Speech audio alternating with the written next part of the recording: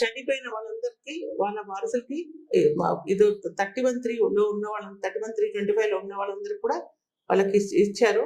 ఇప్పుడు ఎవరు చనిపోతారో వాళ్ళ లిస్ట్ బోర్డు మీద పెట్టామని ఎవరు అర్హులు ఉన్న వాళ్ళు కూడా లిస్ట్ అంతా కూడా అక్కడ సంఘం బయట బోర్డు మీద పెట్టమన్నాము.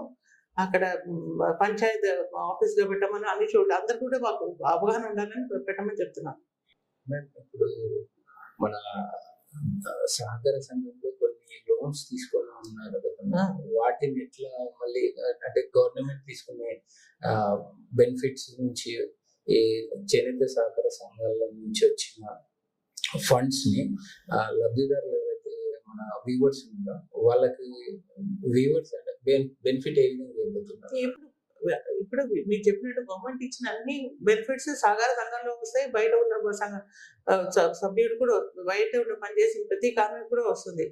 ఇప్పుడు లోన్స్ అంటారా, సంఘాలు అందరు కూడా లోన్స్ ముద్రా లోన్స్ ఒక 10 మంది తీసుకుని ముద్రా లోన్స్ బయట వాళ్ళకి ఇస్తున్నాము. సంఘంలో ఉన్న వాళ్ళకి కూడా ముద్రా లోన్స్ అన్ని ఇస్తున్నాము. గవర్నమెంట్ ఏమేమి చేస్తున్నదో సంఘంలో ఉన్న వాళ్ళకే కాకుండా ఇతర వాళ్ళకి కూడా ఇస్తున్నాము. ఇది సంఘంలో ఉన్న వాళ్ళకి ప్రత్యేకంగా ఏమీ లేదు.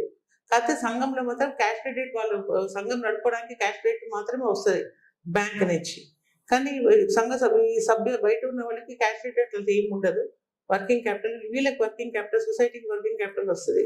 ఇక్కడ బయట వాళ్ళకి ఏమంటే బయట వాళ్ళు మాస్టర్ వ్యూవర్స్ కింద అట్లా పోయి పనిచేస్తారు.